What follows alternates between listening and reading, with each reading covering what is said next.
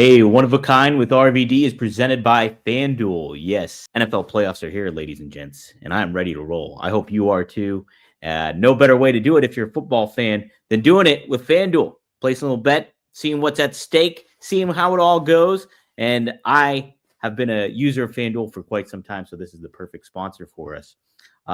So this week, I am looking at the lines right now here on the FanDuel app. It's easy to download. Just download the app from FanDuel, and you can get your sports book here thing going.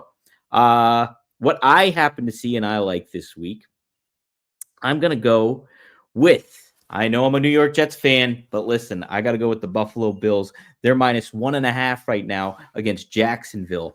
Now, the game is in Jacksonville, but I can't deny Josh Allen's talent and his experience in the playoffs. So, Buffalo Bills are only -1.5 here. So I'm going to be taking them. You can see right here on the FanDuel app. I got it right there. So that is going to be my bet. I'm going to place it, and I'm ready to roll this weekend.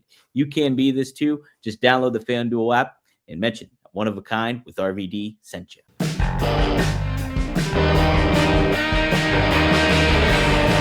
Rob Van Dam! Rob Van Dam! Rob Van Dam!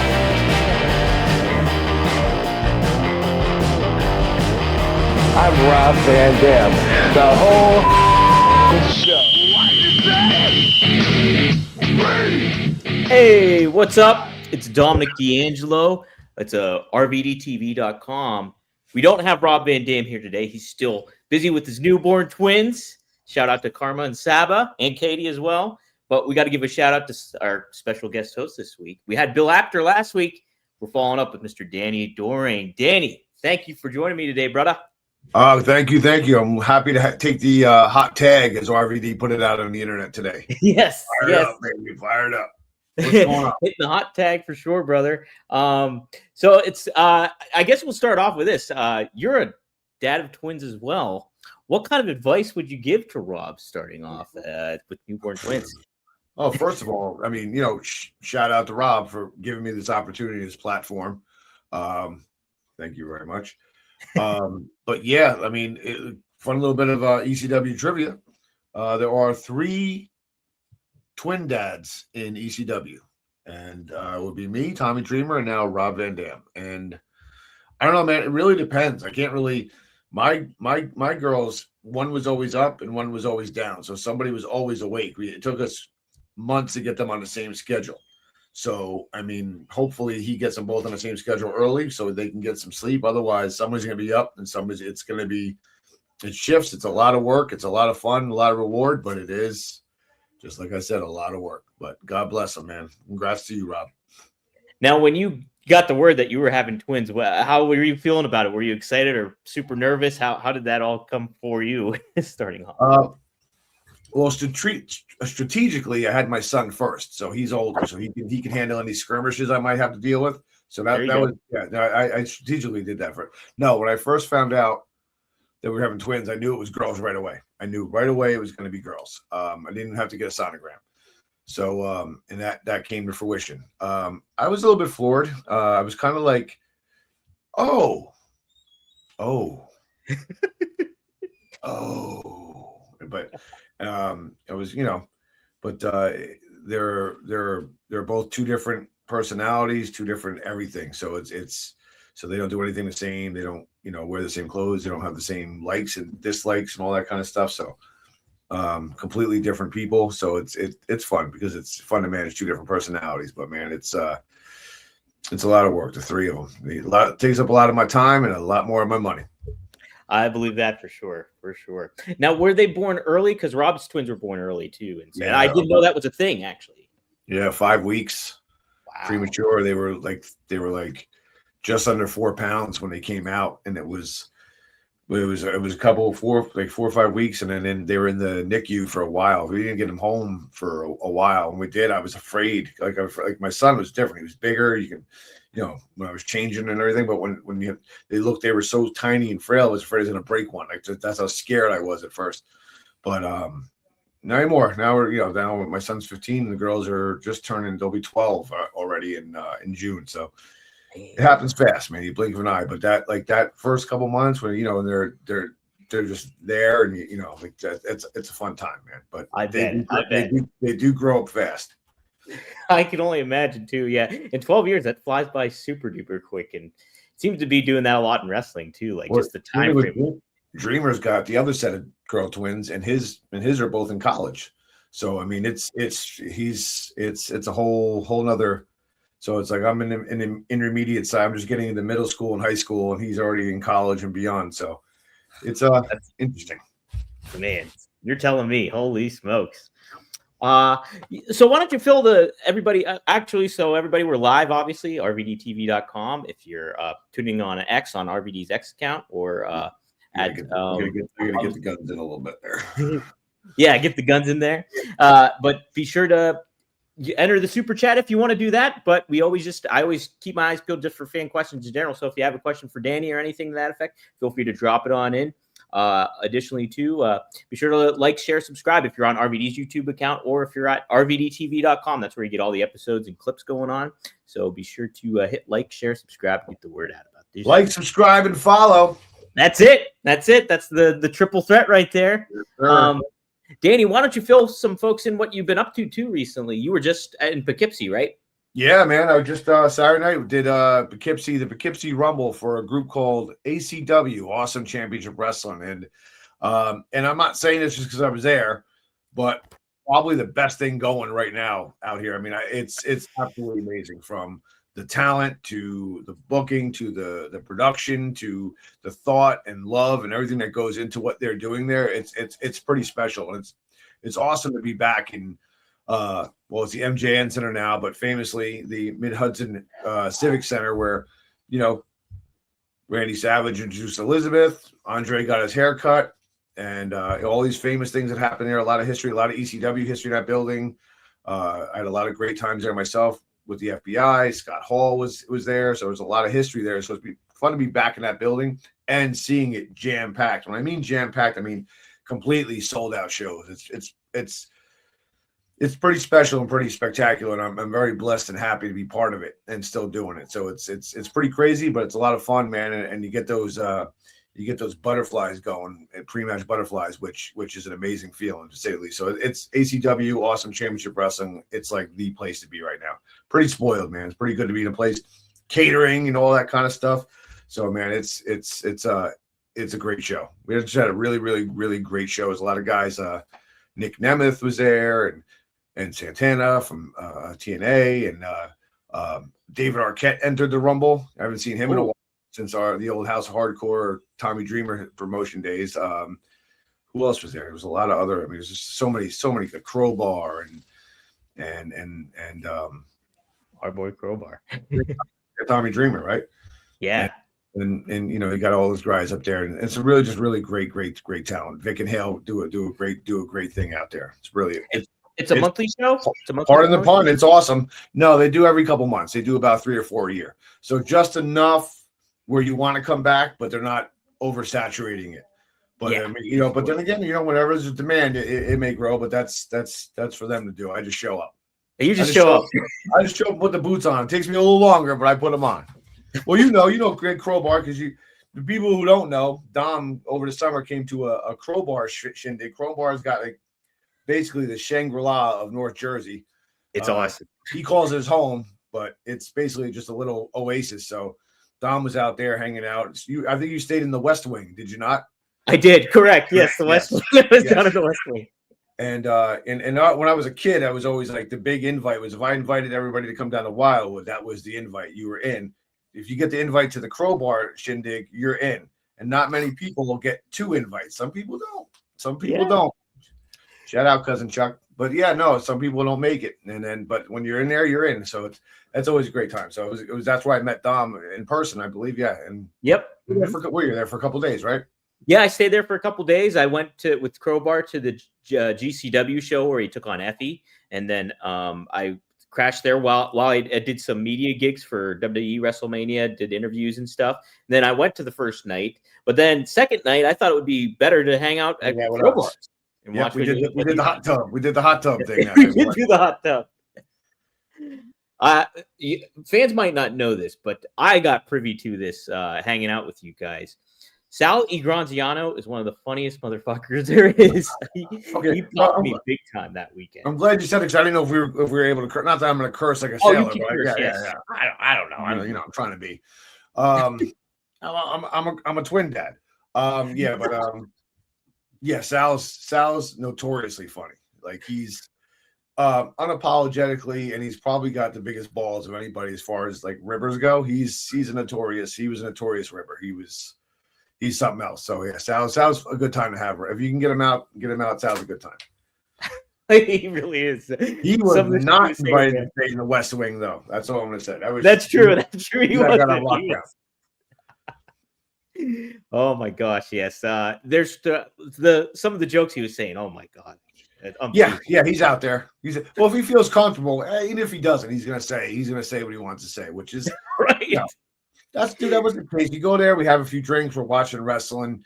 You know what I mean? Like it's a great atmosphere just to let loose, and you need it. It's 2025, 2026. Oh my god, forgive me. And like what are we doing? Like we're all getting old. We gotta have fun. Gotta have release. Yeah, no doubt about it. That's what you got at the Crowbar Shangri-La. You got plenty of liquor. You got plenty of places to relax. You got a hot tub. You got a nice pool. You got palm trees. Not too many palm trees in North Jersey. He set it up, man. He set it up real nice. I was super impressed. Plus, I think that town of Rutherford, I've never been to Rutherford before, so I like the vibe of that town overall too. So yeah, it's got a little towny kind of.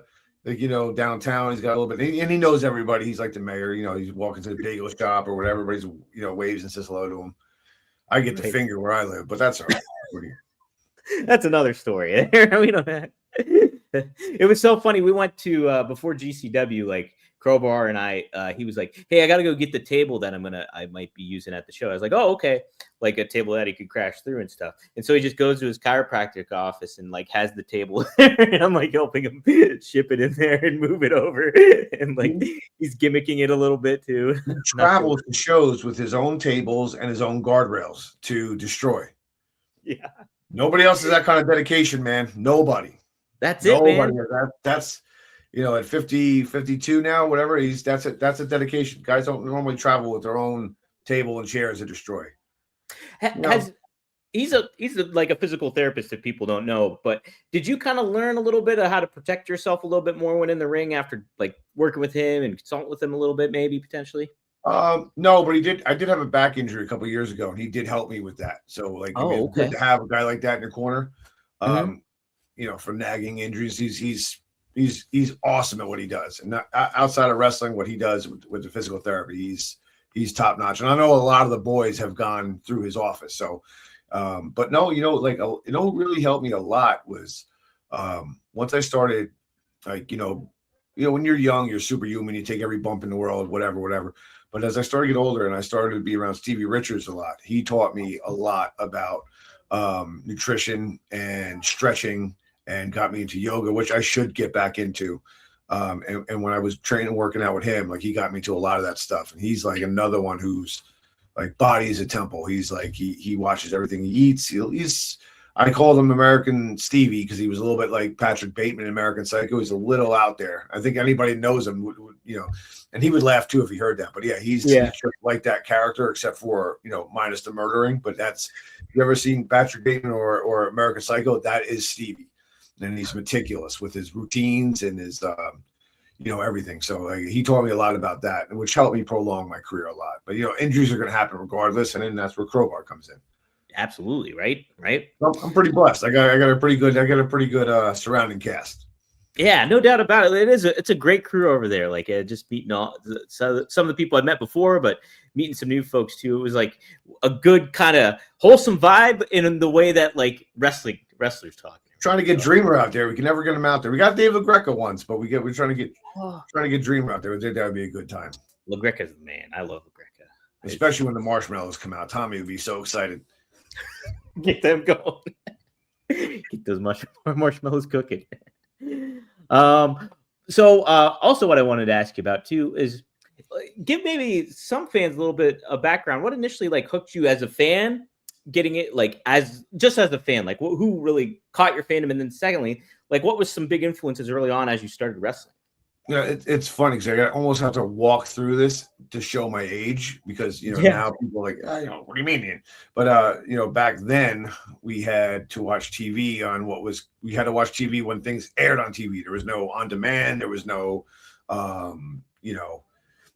anything like that. No recording devices, even before VCR. So we had my great aunt. I would stay at her house while my mother worked. She worked pretty much around the clock, and she had an old black and white television. We watched Saturday morning superstars and stuff on it, and that's when I started watching wrestling. But it wasn't.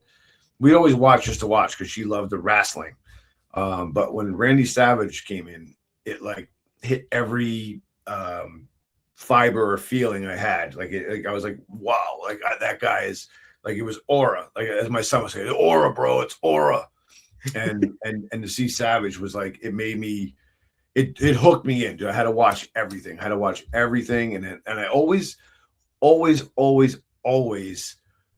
even back then, it was way less common than it is today because heels are cool today. Heels are, you're basically, once you become a really super over heel, you're basically an over baby face at that point. Back then, heels were like you hate it. And I just still love the heels. I loved watching Randy Savage. I liked the Demolition Team when they were heels. So I was always in the heels, but Savage was the one. Yeah, definitely. And then I was everything all through high school. I was a big Savage fan. I was going nuts when he won the championship at Trump Plaza. It was a crazy man. So yeah, man, Randy Savage for sure. So okay, so how did it spark to you to get into the business, and like how did you dip your toes into it? Well, I don't know. It was hard because again, there's no internet, so it was hard to find places. You had to go and really search that. And at the time, like I just didn't think it was like I really didn't know. Do you show up at a show? Do you pick a fight with something? This is the dumb things. So, and I was playing football. And in high school, they finally had a computer at the local library, and I looked up. I found at the time the Monster Factory in New Jersey, which I think was run by Larry Sharp at the time. Mm-hmm. And then a couple of years later, I started to I was going through. I was thinking my third year of semi-pro football. I was watching ECW, and they had the House of Hardcore commercial, literally. Well. Funnier story was basically, first off, they had and Dreamer always pops for this. Beulah had her own segment on ECW television, which was called Beulah's Box, and she would tell you how her box was always open. So I wrote in, see how I can, whatever, make it in or whatever. But I famously always joke, Beulah's Box is not open for everybody because it was definitely closed for me. And so I found, but then right after that, the House Hardcore commercial came on, and I called the school. And this guy named Matt answered. Matt, by the way, sounded just like this. Hold on. Yeah, House of Hardcore. What's up? And I was like, whoa, that sounds like that guy Taz on the TV show. Called himself Matt. So basically it was Taz disguising himself as a guy named Matt, but it was Taz. No shit. Yeah. He's like, yeah, basically you get down here, we'll give you an interview and see if you're worth it. If you're worth it, we'll let you join. If not, fuck off. So I was like, wow, okay. He was like, by the way, can I catch your name? Like, I think he was on to me. But he was, my name's Matt. I was like, okay, bro. So I took 2 trains, one into Manhattan. I'm from New Jersey, even Manhattan, down to Long Island. And I had an interview with Taz and Perry Saturn. And while in the middle of the interview, and basically what they do is they wouldn't even just take you as a student. They had to interview you. They asked you your athletic background, all this stuff. It was like an hour-long thing. And Cronus walks in. And if everybody knows anything knows about the Eliminators or ever seen Saturn and Cronus was not acting.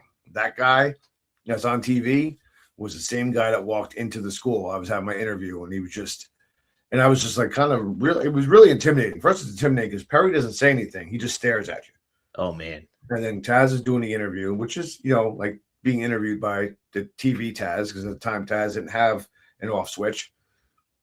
And then Cronus walks in, like cuckoo and all that kind of stuff. So it was, but long story short, they decided to accept me as a student, and I started a week later.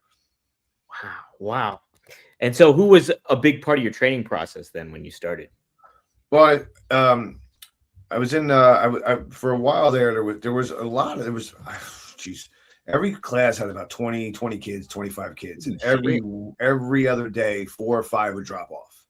Wow. Like you would just see them go. So eventually, at one point, there was 2 classes, an afternoon class and a night class, and a lot of the guys that were out there would do the afternoon or the night class. But I was basically at Perry Saturn by myself for a while, for almost 6 months of the training, just me and him, and 3 other kids. But then they would drop off, or one would get hurt, or one would quit, or a lot of things. It was watching guys get stretched and beat up, or not be able to do the cardio, or every day it was something. So at one point, my class was me, Spike Dudley, and Crash Holly. Whereas they had Spike come down from California. He had a job, but he had to be at the school. And Crash also had the same deal. Crash had a Winnebago in the parking lot of the school.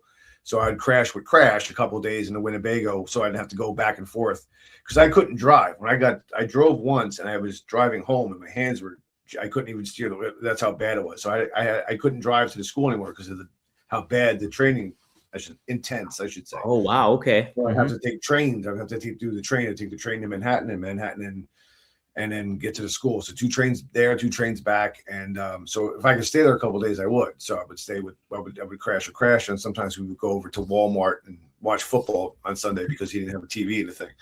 So you'd watch it at the electronic section? Yeah. And then sometimes we mixed classes. Chetty and Roadkill were in the class at the night class, because they lived close to the school, and some other guys too. But then at one point, man, it was just me, because Spike was on the road, Crash was on dipping in and dipping out, and it was just me and Perry for a long time. And Bubba was always there, Taz was there, Dreamer would come in, Guido was there. So there was always guys there, you know what I mean? But it was just like one would run one class, sometimes you get them both, and when they were both there, it was, it was a contest of who could make each other more miserable, and in turn they would make you more miserable. Absolutely, right? You're a pawn in the game at that point. Yeah.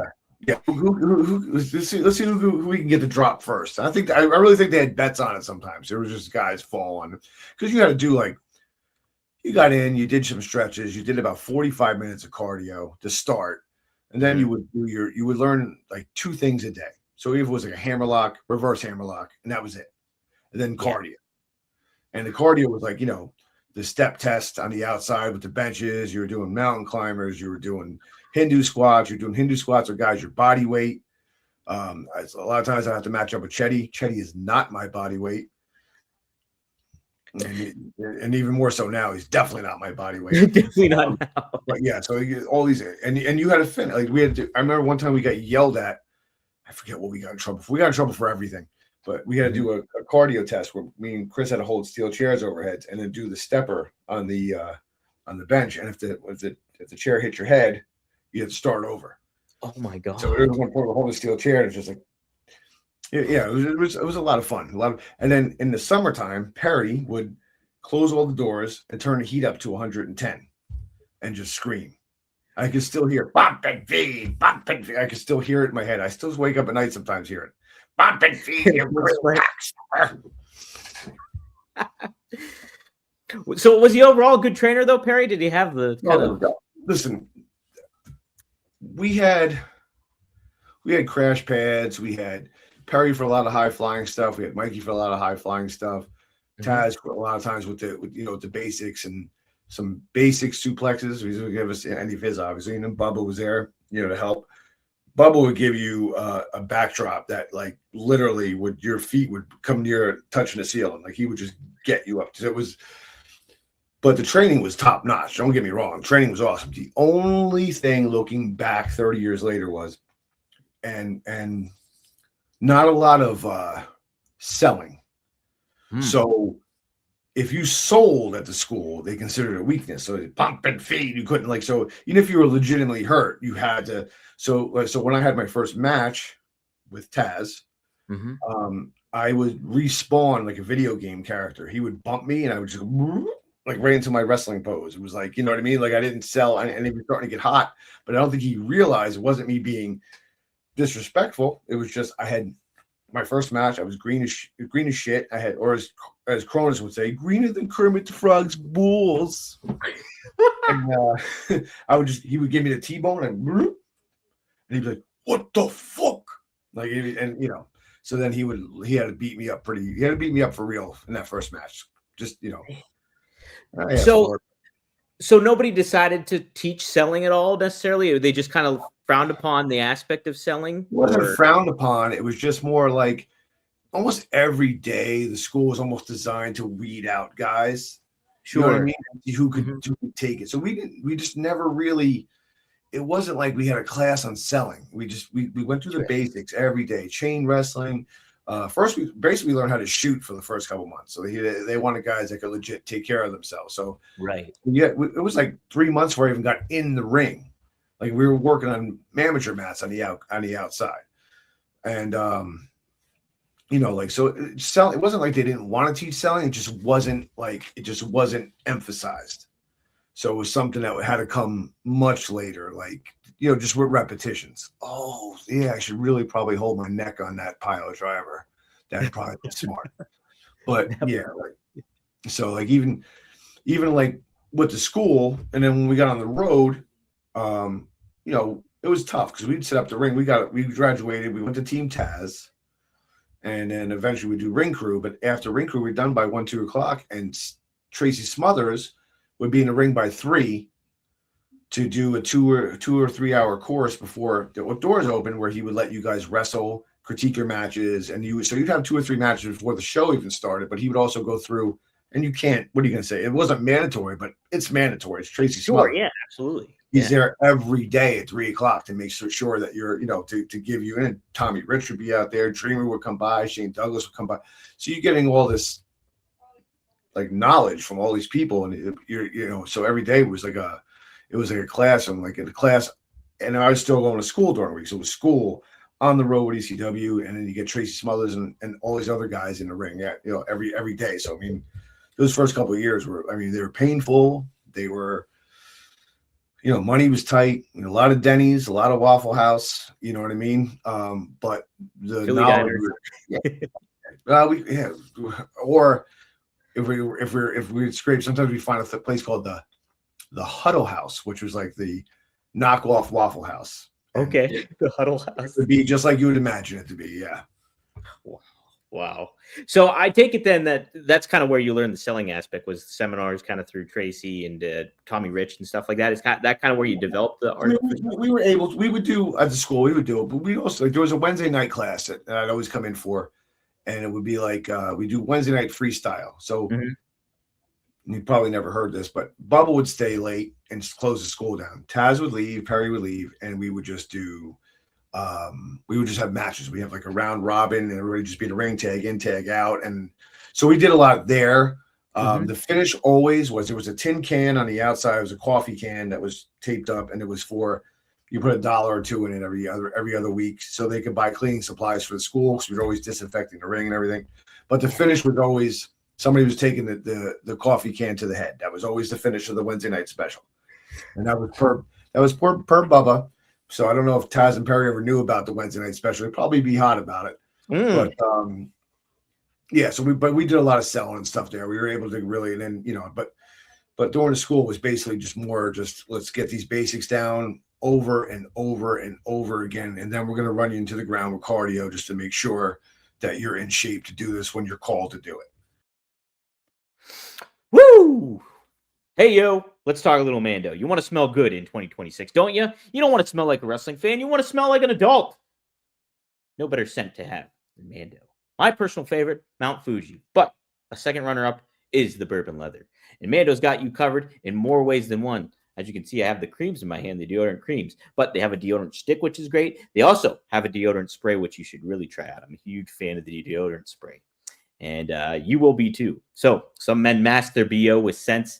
Mando Men's got the job done right. Don't mask it, Mando it. Available in retailers near you, or you can shop Mando.com, because for a limited time, new customers get 20% off site-wide with our exclusive code.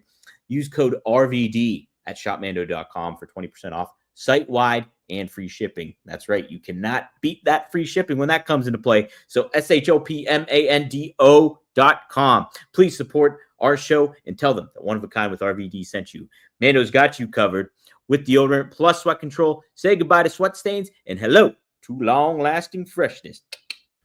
Wow. Well, man, so I had zero clue that like any of this kind of existed for the ECW up and comers, like in the aspect of like the seminars with Tracy Smothers and the initial part going on with where you're learning with Perry Saturn. That's all. This is all fascinating and new to me. Holy smokes, this is pretty awesome, actually.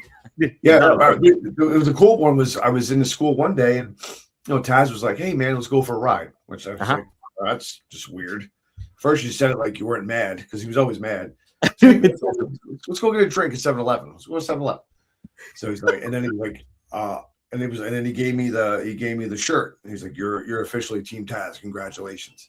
So I officially became part of Team Taz a couple months, and then I had my first Team Taz appearance was November 1996, and it was just happened to be when the lights went off, the lights came back on. It was Taz and Sabu face to face for that pod. That was my first night in the actual company, was for that, and I was scared. I was like, "Please don't do it." I had nothing to do but sit there and just sit in an orange jumpsuit and do nothing. But I was still scared I was going to screw something up. I was petrified. Right.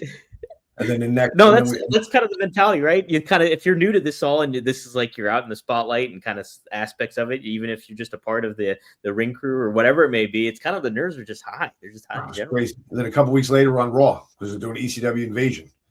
So we had Taz wrestled Mikey and Sabu jumped off the R. These are all like within. I was like, what is life right now? You know what I mean? Like what? Like I went from this to now I'm already doing this, and I showed my mother. I kayfabed my mother on the school. I showed her a video in November 96, and she was hot because she hated me playing sports. She didn't want anything happen to me. She was like, "You're gonna get killed. What are you doing? Look at the size of you. Look at it." I was small. I was 100, and I graduated school at I was a hard gainer. So by the time by my third or fourth year semi-pro ball, I was only got up to about 180 pounds. By the time I graduated wrestling school, I was back down to 165. So it was like, what position did you play in football? I was QB for semi-pro, and in high school I played defensive back. No shit, I didn't know that. That's awesome. Dude, I'll sling it, bro. Don't make me do it. Let's not get a two-hand touch game going in front of the crowbar stage. Oh boy, yeah, we don't. I'll light it up. Well, there'll be a hospital room down in the West Wing. Oh yeah, I'll throw a hospital ball to my son. Oh, jeez. Tito. Gotta watch out now. That's the real school of hard knocks there. Yeah, brother. We did get a super chat from Frankie. He asked several questions, so we'll knock these out one at a time. Thanks for the $5, Frankie. He said, "How did you get a job with ECW with Paul?" It was training through, right? I imagine, right? You kind of just got indoctrinated to do it. Yeah, no. Well, they say you're guaranteed a match. So I had my match. My first match was in Indiana, Pennsylvania against Taz. So that's your first match. Your first match in wrestling. You're going to wrestle for ECW against the top guy in the company at the time. So yeah, no pressure. No problem. And I'm up there no selling all the shit. T-bone suplex, your best suplex. What do you got? Let's go. But then I was offered a job on the ring crew. So from there, that's what it was me, Chris Chetty, Spike Dudley, Mikey Whipwreck, and Roadkill, that first ring crew, and that was our job. So I had a job with the company, and we wrestled when they had spots for us on the card. So we wrestled here and there, but we weren't full time yet. And so I had a job pretty early so it was second I got on Team Taz, basically I was hired. So I was already on ring crew. I was just doing Team Taz and ring crew. So I was hired probably right that night in November 96. So I did the ring, did the Team Taz thing, broke the ring down, and then that was it. So I was hired. That was my first day. So basically the acceptance of the Team Taz shirt basically meant you were hired in the company. So that's great. So that was a pretty cool thing. I still have You still have it too? I have everything I have ever gotten: wrestling shoes, wrestling boots, shirts. The only thing I've ever sold was my WWE outfit I had made for that period. That's the only thing I ever got rid of. It's a very sad time. It's a very sad time. It's okay. That happens. Don't worry. I'm gonna start drinking. No, but that's to answer your question. Yeah, no, I was hired. That was the first night I was hired. It was November 96 in the ECW arena. I was officially a member of the ECW ring crew. Well, how about that? So yeah, man, that's awesome. So he jumps way ahead here and asks, "What was your final ECW show, and how did the after show go?" My final ECW. I guess if you're talking the original ECW, I think that's what he means. Yeah. It was the last show ever, and I think it was Poplar Bluff, Arkansas. Oh. And me and Dreamer against the FBI. We defended the ECW Tag Team Championships. Roadkill did not make the show. And so me and Dreamer, I defended the titles the first night with Nova against Hot Commodity and defended the second night against the FBI. And we did everybody's finishing move. And we also did a dance off. We broke it all out that night. And so that was, and then honestly, like, and everybody, there was rumors that was the last show. I just didn't. It didn't seem I didn't believe it. I remember Joey Matthews and Christian York going, dude, what's going on? I go, don't sell it. Like, Sandman's going, we're all going for a curtain call. It's like, don't sell it. Just go out there, have a beer. We'll be back to work next week. No, sure. Literally no idea. No idea it was the last show, but that was, in fact, the last show. Wow. Man, yeah, so he follows up to. So there was actually there was no after party. There was no after party. There was nowhere to party there. It was Arkansas. Yeah, it was Arkansas. You're not. You might get a Waffle. Yeah, we probably. I think you know what we did. Me and CW went to eat, and then we hung out at the hotel for a while. It was a very, very, as far as ECW goes, it was a very, very non-eventful evening. I know a lot of people have stories about whatever, but that was not one of them. Hey, quick pop in here with FanDuel. Another game I like this week happens to be the Chicago Bears at home against the Green Bay Packers. Now, Caleb Williams, inexperienced in the playoffs, but with Ben Johnson coaching behind him and that lightning power kind of offense they got, I think Green Bay is on the ropes. They are plus 1.5, so they're the underdog here. So I'm going to be taking the money line on Chicago Bears. That's my second bet for this week in FanDuel in the NFL playoffs as they start. Well, I guess that you already answered this question then too, because he asked, when did you know ECW was done? Oh, that's done. I didn't know then. So everybody started calling me about the pay-per-view. Okay. After that, there was a pay-per-view booked apparently, and I was like, I have no answers for you. And they go, oh, you're really good friends with Tommy. Don't you talk to him? I go, yeah, I'm good friends with Tommy. We don't talk. To this day, me and Tommy Dreamer talk a couple of times a week. We never speak about the wrestling business. We don't gossip. We don't talk about it. That's why we're able to be friends. We have an actual friendship where we don't speak about wrestling. I never asked him for anything. Please get me a dog. None of that. So we've always had that kind of really cool relationship. But people thought I had answers to things that I didn't have answers to. And they're like, well, can you find out? I'm like, I know as much as you guys. And honestly, it really wasn't until we saw Paul commentating on Raw that we kind of realized, oh, okay, so we're done.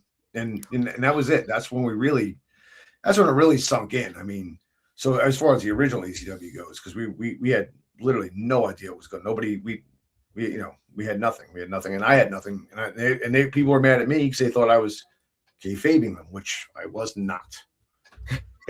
No, that's interesting too, because I know too. Like if I'm working with somebody, and whether it's Rob, or another kind of talent too, it's like I don't pry or ask certain kind of questions because it's just like, we don't have that necessary relationship. We'll talk about wrestling on here and stuff like that, but we're not breaking down or trying to dig up dirt or anything to that effect either. So what's the point of that? Tommy never buried anybody anyway. Tommy, you could probably you'd just be like, where are we going to go to eat? He's more worried about that. He's not worried about any of that other stuff. That's Tommy. Yeah, Tommy, let's go eat. It was funny. I can't remember who said it, but I like Tommy always gets ripped on with fat jokes and stuff like that online, and like it, through interviews and stuff like that. I hear it. I was like, why is everybody so mean to Tommy about being fat? And they're like, no, Tommy's in on the joke with it. Yeah, he makes fun of himself. Like he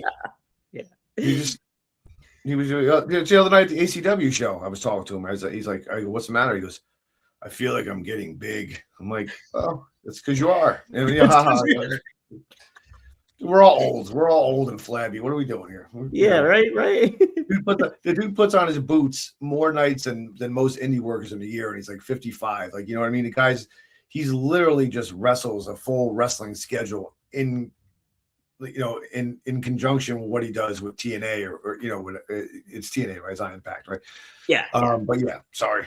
But yeah, so like with everything he does there, and he still wrestles a full-time wrestling schedule. It's pretty insane. You know what I mean? Dude, I picked him up. I've given him that guardrail, atomic drop thing he likes taking. He gets up there, man, and he's a lot bigger than I am. I'm not as strong.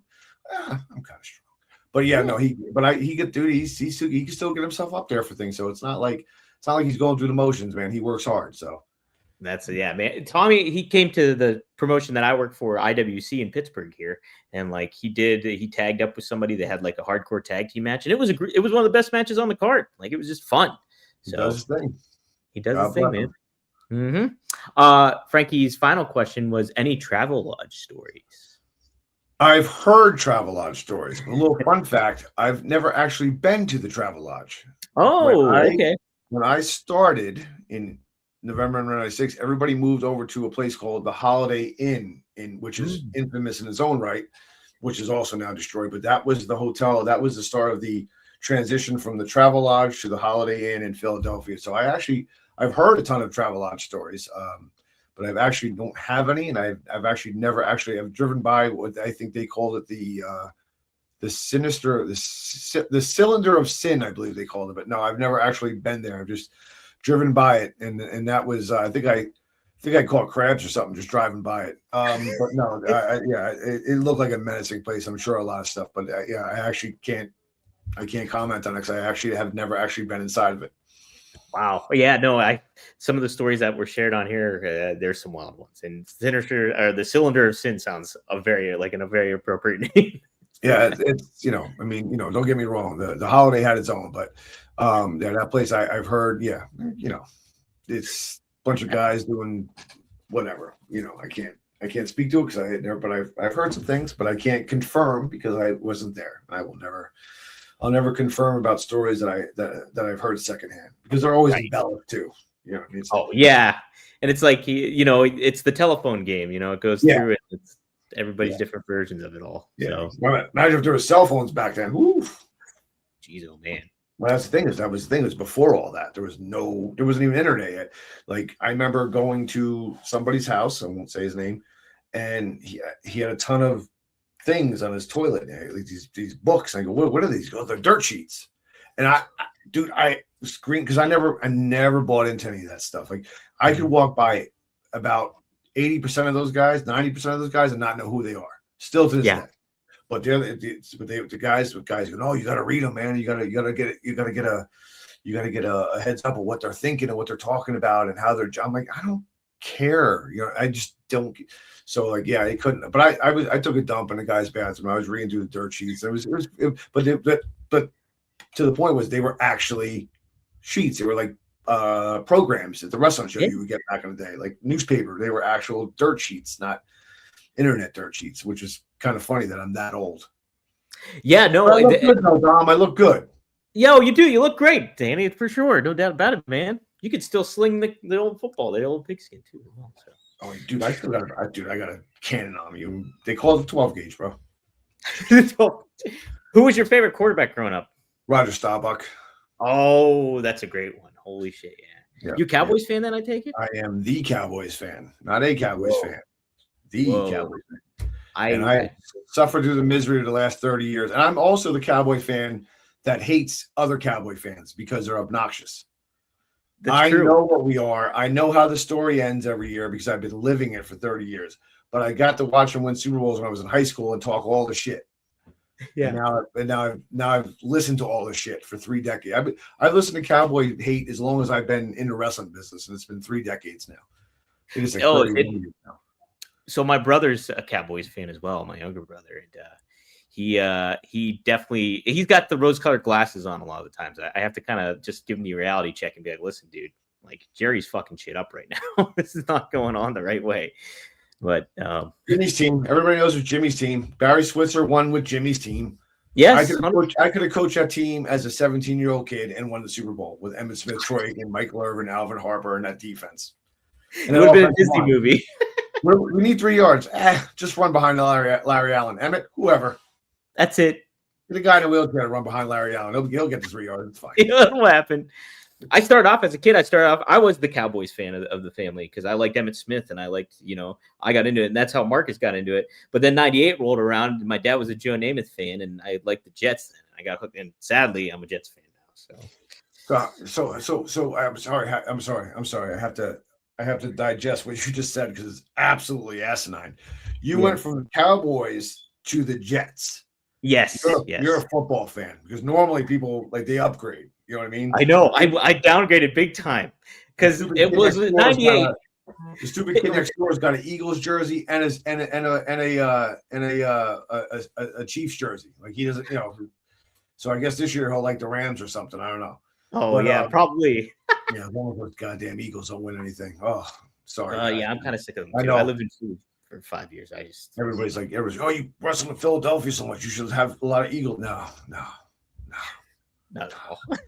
It's crazy though. There's a great amount of wrestlers are Cowboys fans. Like a lot of them. As they should be. There you go. We went a couple years ago for the stadium for the first time, and it was my son's birthday. Me, my son, and Dreamer go to Cowboy Stadium. Dreamer is people who don't know, Dreamer is the biggest baby face ever. He has 32 football teams are his favorite. So basically he loves every baseball team, every football team, and we're watching it. And the Texans are about to beat the Cowboys in a game that the Cowboys shouldn't even be close to losing, but they're about to lose. And I feel like it's because me and my son are there. We're like, yeah, we're the bad elements here. And Dreamer starts to slow clap. And somehow this magical MFer, the Cowboys go 96 yards in a minute and 40 seconds and win the game.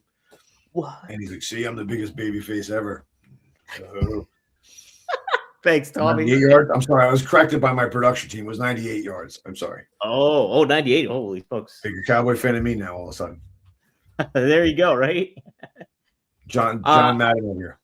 Yeah, John, you can't. I almost called him Jiminy Greek, but I can't go there. Oh, you can. I get it. I get the reference at least. How did too? I mean, I got to meet Roadkill while I was down with you guys over there in Jersey too. How did you guys get paired up? How did that all kind of happen for you two? And was it kind of weird considering all the No. I mean, it was weird because I didn't like anybody at the school. Okay. I hated Chris Chetty. And I talk to him 3-4 times a week now, but at the time I was like, this guy, oh my God. He's full of himself. I'm an ego guy, and this guy, he dwarfed me. And I was like, dude, and then Roadkill was just a dick. Anybody till this day, people say, give a good word to describe Roadkill. He's a dick.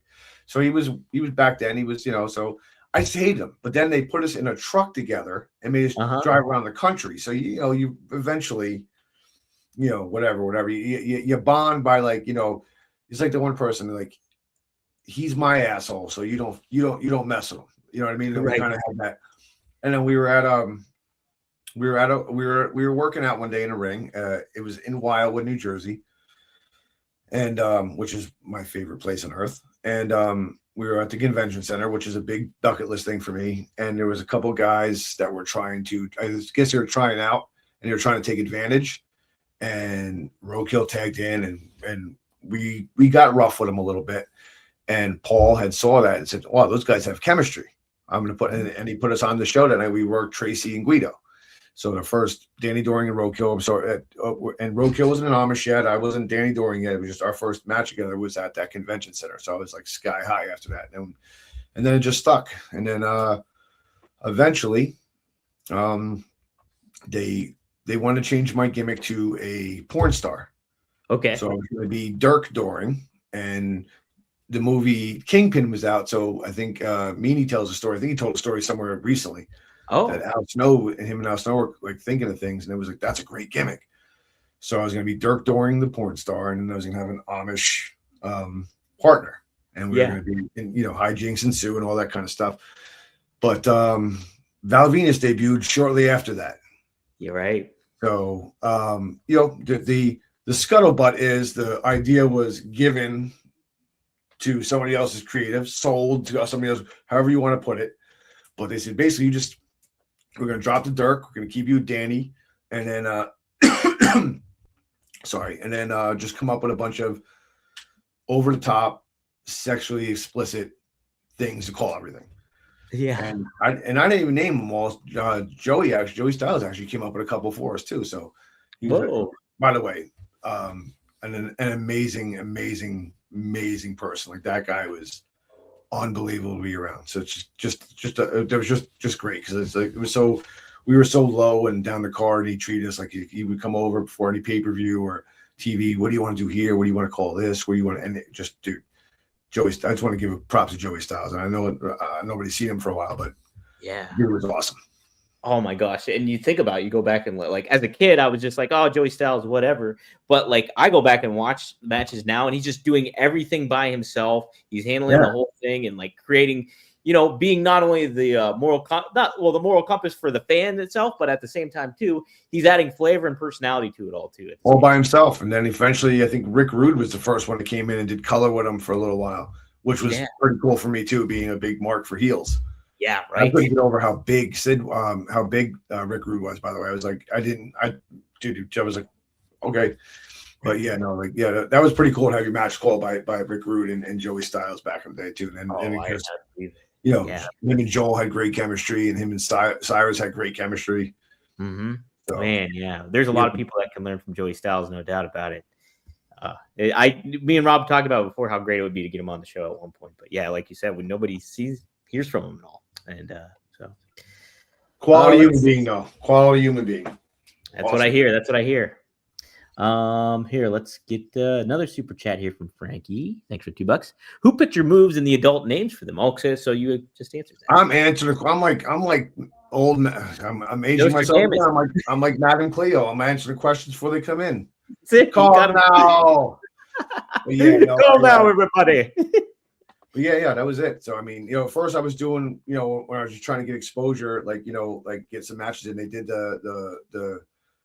I had vertigo, so I would try to go to. I was the smallest guy in the company outside. Like Spike and Mikey were all the same size, but I would go to the top and I would get scared and climb back down, and then and then I just did a bunch of rest holds, and they would chant boring because that was the ECW crowd, and I would get up and do a double bicep, and I would get rolled up. But eventually when we got to that area where we're going to start getting pushed a little bit. And Roadkill wore a brown outfit. Like he was just like a black shirt, black shorts, and like brown boots. It was just he was like a Louisiana creek walker or something. I forget what the gimmick was supposed to be, but then we came, we got our gimmicks and then we just kind of started just adding flavor to it, going to the school, working at the school on tag moves and this and that. And we put a lot of work into it once it started going. But all that stuff was mostly me, came up with moves, trying to come up with stuff that nobody's seen before. You know what I mean? So we invented some stuff. We weren't trying to steal anybody's stuff, and we were trying to come up with something that was unique. And before somebody else asked, the Heart Foundation thing, completely coincidence. Like the outfit I wore was basically mostly based on, and it's not a snub on everybody gives me the Bret Hart thing because of the Heart Foundation and everything, but basically really was. I got the idea from X-Pac because I was a smaller dude, and they were like, Taz, like you need to cover up until you can get some size. Mm-hmm. So with that, so it just, but I also just like the color pink. So we would do a lot of stuff like that. And we did do the Heart Foundation finish, but that was just natural because he was big and I was small, and we're just working on stuff at school and see what stuck, what looked good, what felt good. And so the comparisons I get, but it was never an intentional Bret Hart, Jimmy Anvil thing. It really wasn't. That's so funny because I never even thought that. Even when I was a kid, I didn't think about that because I was like, oh, Bret Hart wears purple or black and pink. And it's like, Danny, he's known for purple and pink. So I even made that. The back hair, the glasses. Yeah. I guess so. I guess that kind of makes a little bit more. And the first promo I did in the arena, I bit one of his lines, but Paul was actually the one who gave me the promo. Oh, so, yeah. So it was like I'm the coolest there is, the coolest or what I do the. So yeah, and then Balls hits me with a chair, but so, that's going right though. I'm sure Balls hits with the chair. So yeah, but then once we started advancing the character, we started coming up with the ECW sexually explicit stuff, and then I got an Amish partner who's supposed to be looking at me like I'm nuts because But then again, he's killing chickens. So what are we doing? What's going on here? Yeah, right. He choked the chickens. Hey, how about that, right? In the ring and out of it. That's it, right? He living the gimmick, Roadkill. Listen, I'm not going to tell you because I mean, you know, the assumption was he was a chronic masturbator, but you know, I wasn't privy to that. He did take long showers though. Okay, all right.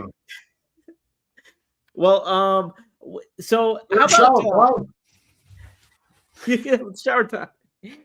What do you think overall right now, the current state of wrestling and how it stands for you? You get to tune in. I'm sure we watched, as we said, watch SummerSlam and stuff together. And but what do you think of the current state of wrestling overall? What's the good and bad of it? Would you say? I just think it's different. I can't really say anything's good or bad. It's basically just a different sport, a different business than it was. I mean, what do they do now? Do they do house shows? Is that still, you know what I mean? Or is it they just fly and they do their TV, they go home, or like I don't see live events anywhere. Yeah, because so they did a little holiday tour like in between Christmas and New Year's here, but like overall, the live events have been very much depleted, at least on the WWE side. And I know AEW doesn't do like live events either, like outside of their television stuff, really. So yeah, a lot of that is limited now. It's not so much people being on the road and doing non-televised events unless you're doing indie shows and stuff like that, which AEW counts allowed to do, but WWE doesn't do that, obviously. Yeah. Like I said, and like I said, it's good and bad. I can't say one's good or bad, but I can theorize that it's bad in the sense that you're missing reps. Mm-hmm. So I know everybody likes to say the word botch in 2020s and so or whatever it is. So like they botched this, they botched that, and everybody's breaking down this botch. And I think there's more to that because there's less reps. So like, you know, and when you had house shows, live events, if you're watching from Connecticut, you got to work on things. You got to do the match that you're going to have on TV 3 times before you did it on TV. Now, I don't know that. I can't say that they're not doing that at a training center or something, but I'm just saying, I'm theorizing. And even ECW, like the beauty of ECW was Paul would edit it. So we could go as long as we wanted. Unless it was pay-per-view, we didn't have time cues. So we could do whatever we wanted in this town or that town, and he would shave. If we did 16, he wanted 8, he'd make it 8. So we had that benefit of doing all those, getting those reps, and that and in-ring chemistry with your opponent is a real thing. I don't care what anybody, it's a real thing. Some people you could just have a good match with, and some people you just don't. I have people that I genuinely love in this business, and I couldn't have a good match with them to save my ass. There's people that I had a lot of disdain for, and we would kill it all the time. How about that? I mean, yeah, it's so in-ring chemistry is a real thing, man. It really is. So I think like maybe that's a lot of that going on because they don't get those reps and they don't get to do those, and you're not working. You know, how many people get 2 segments anymore on television? Mm-hmm. You know, how many 2-segment matches you get? I mean, you know, so I think that could have something to do with the increased number of botches or whatever you want to call them. But, you know, it's, again, as Trace Smothers would say, we're not dancing here, we're wrestling. So shit's going to happen. You know what I mean? Like, what do you think about the injury rate, too, going on? Would you attribute maybe some of that to the less amount of reps, or I mean, obviously the move sets have changed so differently and people do a lot more crazier and wild stuff from an athletic standpoint. But do you think, where do you think the injuries come into play? Well, the athletes are off the hook, you know, and you're doing all these things, and Crowbar would be great to break this down. He'll tell you like a lot of stuff that you're putting pressure on this joint or that, you know, whatever. And Stevie does that too a lot. He'll say, you know, you're doing, but at the same time, man, like I can understand it because I was a young guy trying to get on the show. So I was a young guy doing dark matches. So we would do everything we had in our arsenal in 4.5 minutes because we wanted them to see it. So a lot of times guys are doing, like, people will tell them slow down. Me and Simon Diamond and Dawn Marie went to the same gym in New Jersey, and Pedro Morales was at that gym also. He'd always tell, slow down. And just honestly, like, and I get it now as an older guy, but at the time when you're given that opportunity, you're really letting everything hang out. So, I mean, things are going to happen. Botches are going to happen. People get sweaty. Things are going to slip. Some people get oil on the rope. You slip, whatever it is. So those things are going to happen, but the injuries probably because of the advanced athleticism everybody's trying to do, you know, and a lot of these dives are just, I mean, are scary. Not just the dives they're doing, but the people catching it, because you can see a lot of people getting neck injuries from catching people these days. You know what I mean? So I mean, I think it's a little combination of that. Yeah, I think there's a lot more of that because of the athleticism. But again, I can't, when if they want you to go balls to the wall for 4.5, 5 minutes, and you have the ability to do it, and plus again, a lot of these guys are young kids, and you feel untouchable and superhuman at that age. Right. That's a huge thing about it too. I think a lot of these, and like, there's so many talented names from like a Will Ospreay, or you think of Kyle Fletcher and how athletic those guys are. But like, they have to have that mindset where like, oh, no, this is just what I do and I want to do it. And they don't really think about the repercussions potentially after the fact. And now think of like a Michael Vick or a Lamar Jackson. They're in the pocket. When they get rushed out, you're not catching them. Mm-hmm. You're not catching them. They're just better athletes than you. But then once an ACL goes, and now we have an Achilles, or now we have a hamstring, and now we're a pocket passer. Now we have to learn to read. We don't have athleticism anymore. We have to be a thinking man. We have to let the game slow down. We have to take what they give us. We have to make things happen that we couldn't do before. We have to become different people. It's just a natural progression of things. Yeah. You don't learn that lesson until you learn that lesson. Yes. What an awesome analogy too, because that is perfect. It is, because you think about it, like somebody like a Michael Vick or a Cam Newton, if they once they got hurt, they had to adjust their game, and sometimes the longevity of their careers get shortened because of that. And like, so you think of somebody like an RG3, obviously too, is another example. And but then you look at somebody like a Phillip Rivers, who was never known to run. He comes back and he's like still comparable enough to sling it a little bit and get the job done. So it's and you almost think of somebody like a Jim Duggan, who like is more of the pocket passer, does the highlight moves and stuff like that, and he was able to prolong his career forever. Well, some guys are like are like field goal holders. You know what I mean? Like their moveset was so basic, they never really got a chance to get hurt. You know what I mean? So right. But that's the point. It's like, so eventually you have to adjust with age and injury, and no matter how many times you can take care of yourself. But seeing Phillip Rivers does bring a tear to an old man's. As coaching Little League football, and his kids are now watching him play. Compete. You know what I mean? And they were supposed to get into a playoff. So very cool. And the dude won't curse. Like he will. No, you watch him mic'd up. It's great. I don't know how you could have that. How do you have that high emotion playing a game like that you have to be? You have to be jazzed out of your mind in every play, and this dude will not drop. He won't even drop a damn. No. God dang it, sheesh! Like him. Gummit. It's amazing to me. It is. That's another talent he has. Not just being a team leader. He's another talent too. You know what I mean? Oh yeah, it does. No doubt about that for sure. He ain't cursing on that field either. I'll bet. He didn't need to take any Blue Chew reads. Break down that one. Imagine how that bedroom talk must go. Oh man, yeah, he's a poet in many ways. Yeah, let's get this missionary going, sweetie. Right, that's right. Let's see what else I had for you too here. Oh yeah, what do you think overall on like how Triple H has handled the business in the role that he's at as a chief creative officer, and from a creative standpoint, what WWE's been doing? I just think that it's going to be the good and the bad. Like, you know what I mean? Like I watch enough, and I'm a big I don't watch as much. And again, it's going to sound like a homie thing because I'm friends with Dreamer and I'm a big Dave LaGreca fan, but I listen to more Busted Open Radio than I watch wrestling. Yeah. So I get most of my ins and out of the business from listening to that radio show. Mm-hmm. But yeah, no, like you hear people all the time, like if they're quick to, it's almost like anything else. Like you're a quarterback and you're throwing 100 touchdown passes, you're the best. And then you throw one interception and lose a game, and you're the worst quarterback in history. It's the same thing with any booker. So I think Triple H probably gets a lot of that too. Like he probably was getting a lot of love at first, and everybody was happy to see Vince get out of there, and everybody hated him, and Triple H, and then a few things go stagnant or whatever, and then it's like, oh, we gotta get that guy. I hear all that stuff, but I mean, I'm sure it does. I'm sure it doesn't reach his radar. I'm sure you're gonna hit some things, you're gonna miss some things. It's just wrestling. There's so many pieces of talent there, and there's no way you can hit on everything that you put into creative. Plus, a lot of creative people have no idea what the fuck they're doing.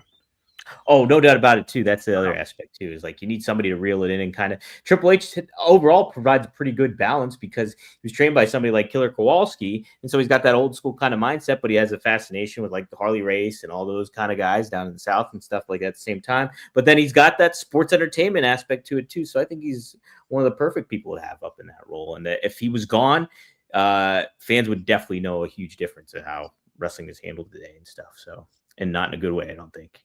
I think it's more. Isn't it more about merchandising anyway and licensing at this point? Is where the money's making. So I mean, you still want to have the you don't want to lose customers, but at the same time, like some things that just I'll even watch casually. I'm like oof, but at the same time, there's stuff that interests me. Like I'll see, I'll look and I'll see somebody, and I'll go that guy, or that chick's got it, or this dude's doing his thing, but and then I'm wrong because they're not pushed. Yeah, You know what I mean? But I see what I think is potential in people, and then apparently I'm the only one. But who has stood out to you, like as of recent? The last couple of years, oh my god. Who I really liked? One of the street Montez Ford. Montez Ford, I think, is super exceptional. I think. Ludwig is it Ludwig Kaiser? Yeah, Mm-hmm. I think two of the best guys I've seen in the last 4 or 5 years. Yeah, and I don't think I see them on TV. So what do I know? But like just guys I see like they could do that. They could do something with this guy. They could do something with that guy. And I think Montez Ford is like just destined to have a huge singles run at some point. And for whatever reason, they're just and there's no offense to his tag team partner. I just think that. At some point, that kind of thing runs its course, and guys got to go the way they got to go. But I think he can, skyrocket.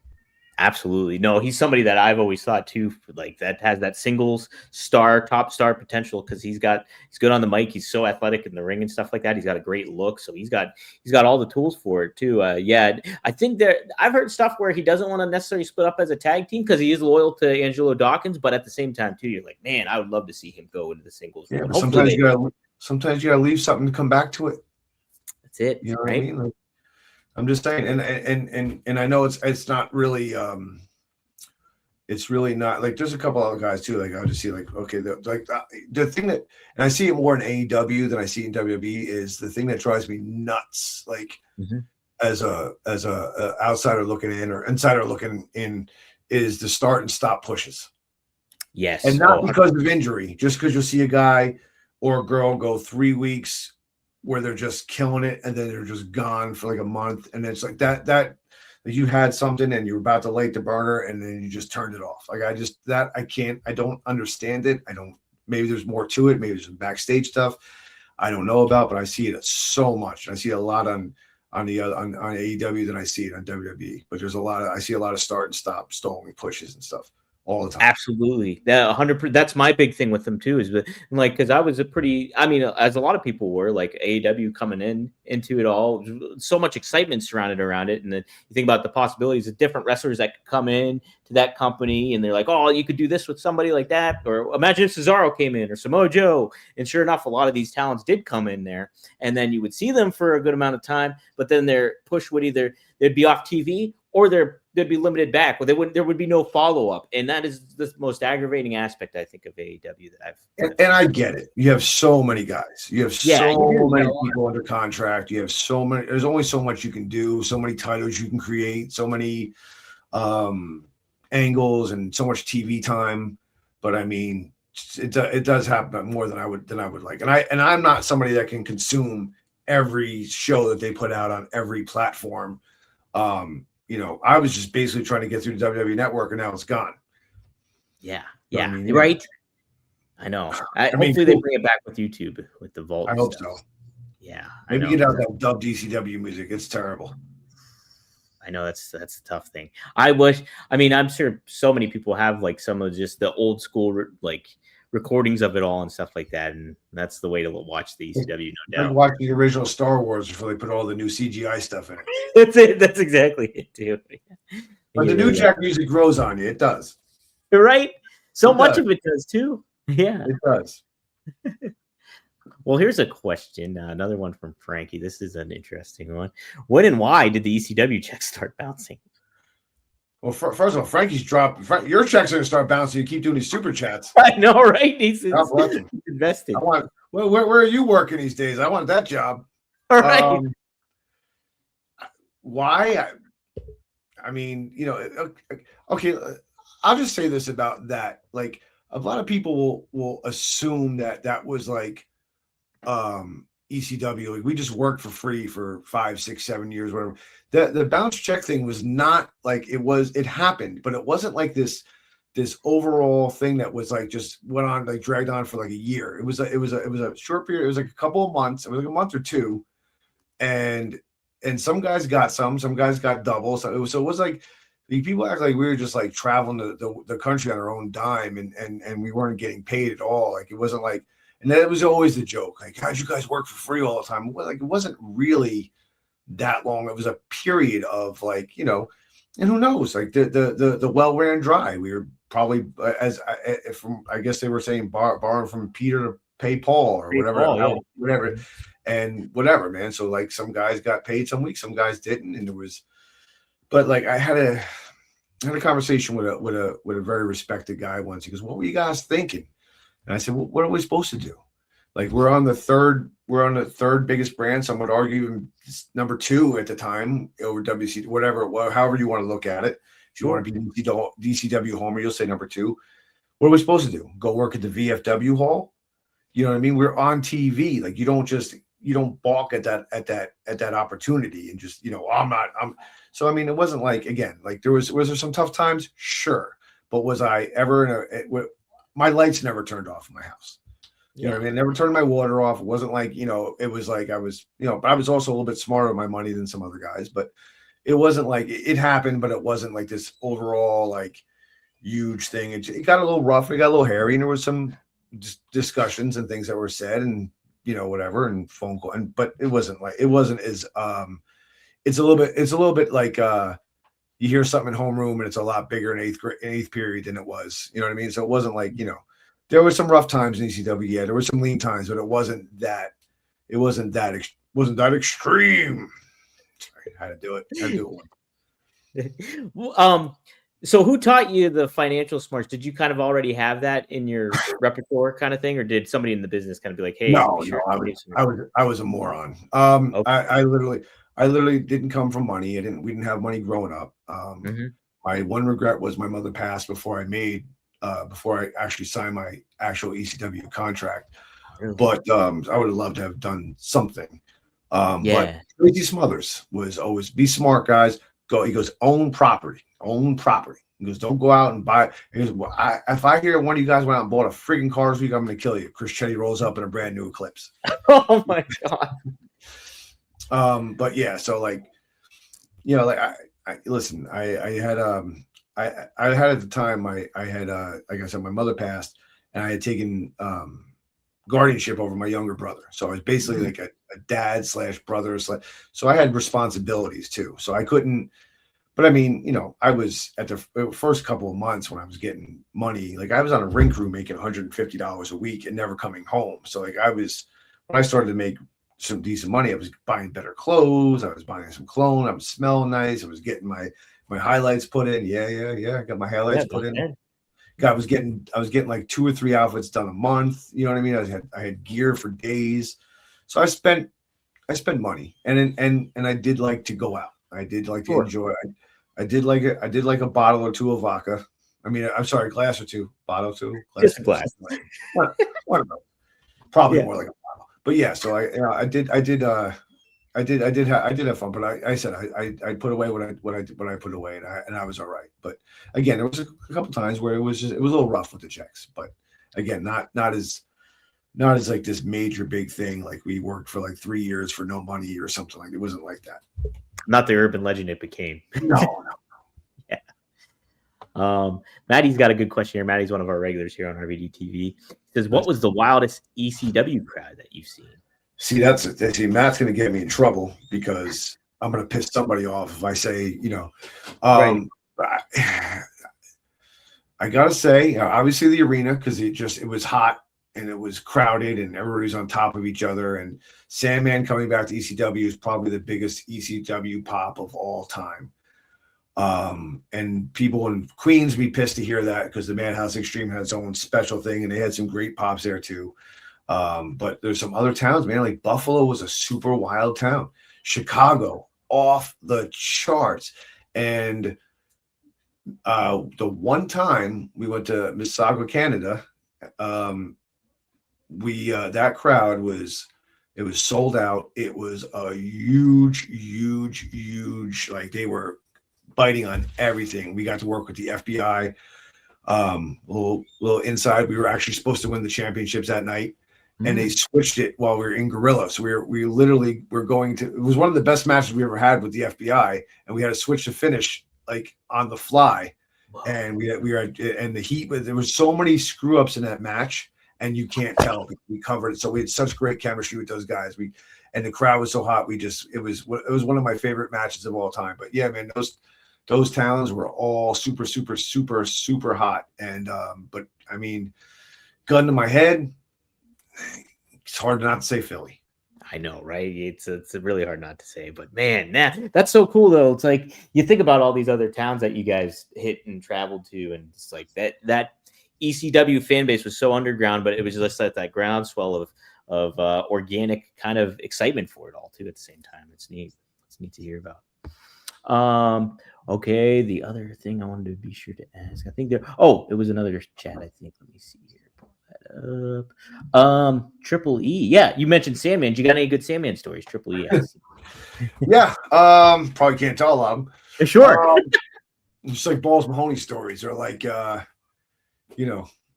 yeah, everybody's got a Sandman story. Jesus.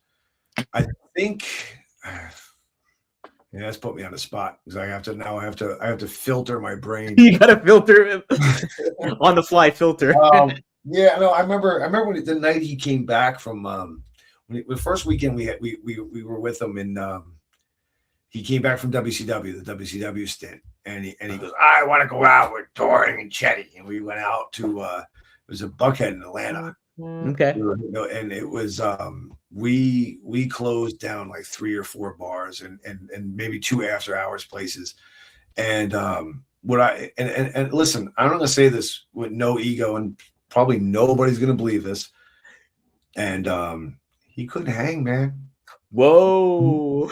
He couldn't hang, man. Like he might have been the most over guy in ECW, but he did the job that night. Yeah, man. We like I wasn't into a lot of things, but drinking was at that time I could handle myself. But yeah, man. But I got but luckily like I got really, really fortunate at that time too, because I got to travel with Raven, Sandman, Just Incredible, Mikey, and me and Chris and Spike all in the same. We had rent a van, so I got to be in long car rides with those guys. And they're, Sandman's knowledge of the business is probably second to only like Raven's, who's right behind like a Paul or something like that. Those guys were genius. So I was in car rides with those guys, and when I wasn't in the car with them, I was in the car with Tommy. So I mean, I got to be, as much fun as we had after shows, I got to listen to a lot of really, really good psychology and ways about the business and outside the business from a lot of guys that have been there and made some decent money. So I always have a lot of I got a lot of love for Sandman, especially, man. He's always been really, really, really awesome to me. And every time I see him, it's like, and I see him every couple of years, but man, it's always awesome to see him, man. He's one of my all-time favorites. He's just a really, really genuinely really good dude. He really is too. We've had him on here a couple of times, and I got to meet him a few times too. And he's just got that natural personality too. And he always puts me over on his podcast. So I listen, man. I listen. Bump my ratings up to a 4 though, man. This 3.7s are killing me. Oh man, what's the rating out of 4 out of 5? Yeah, whatever. No, whatever is. They always watch your pay-per-views rate him. Tyler always bumps me up. Tyler always gives me some high scores. But yeah, man. Sandman's always he's there. But they always put us over, man. So he's to this day, man. Sandman's one. Shout out to those guys. They have a great show. You lost that night in Buckhead, brother. You know you did. You lost that one time. We got you there. Cool. Well, Danny, is there anything you want to plug too? This has been awesome, and we might have some other plans. I'm trying to think. I got Outlaw Wrestling this weekend in Medford, New Jersey. Yeah. I'm going to be completely honest. I don't know where Medford, New Jersey is, but I'm going to figure it out. But I think it's down by Atlantic City or something somewhere. Like I said, I just did awesome championship wrestling, and a couple months ago I did Battleground in Philadelphia. So I think those are all going to start running again in 2026. But I'm pretty particular at this point because I'm old. So I don't want to wrestle every weekend, and I want to wrestle and I'm kind of spoiled because the shows I do are all awesome crowds, man. They really are. So I'm working for great people, and I'm having fun, and I'm not getting hurt. So I'm pretty particular about that. So, but like right now, the only one I have right now on the docket is that awesome wrestling this weekend in Medford, and after that, we're gonna see. I mean, back-to-back shows to start off January at age 52 next month is not really how I wanted to start things, but Sure. yeah, but I mean, I'll tell you, I my son's doing travel football, my daughter's in gymnastics. I got things to pay for, man, and that's even before we get the driver's licenses in colleges. I got a long way to go. I got a long way to go. Yeah, that's why I got to shave these grays out of my hair, man. These kids are killing me. What grays, Danny? They're there. All right. Well, they're on cool, the guys. Shop floor at the time, but yeah, they're there. They're still, yeah, that's all right. That's all right. So guys, too, if you like what you're seeing, be sure to like, share, and subscribe. RVDTV.com. Go to it. We're on Spotify. We're on iTunes. Is that what they still call it? Or Apple Podcasts or whatever. So check that out. You tell me, brother. It's your show. That's it. So be sure to tune into that. Shout out to RVD and Katie. I can't wait to see them and the babies still coming through. And go to RVD420.com if you want exclusive RVD glassware that you can check out and smoke with too. So, and get ready for our new sponsor upcoming too, Happy Hippo. They're Kratom. So if you want to learn more about that, Rob will fill you in on all the details about that. There's also a link down below in the description that you can go and check out. You can use promo code RVD2026. And you get about 15% off of what's already there. So check it out if you're interested in the Kratom aspect of things. Rob will give you more details about all that too once he returns. But Danny, thanks for doing this, brother. This has been fun. Oh no, this is awesome. Yeah. I can be on here all night, man. I'm good. I got nowhere to be till 5 o'clock, 4 o'clock in the morning tomorrow. So hell yeah, man. We'll just chat it up. We'll definitely chat it up again. We'll do a live one from the Crowbar Shangri-La. Ooh, that'd be great. I want to make the trip over to Jersey again here at some point. Absolutely. Yes. Okay, guys, we'll see you next time here on One of a Kind with RVD. But this time it was Danny Doring. So, all right, take it easy, fellas.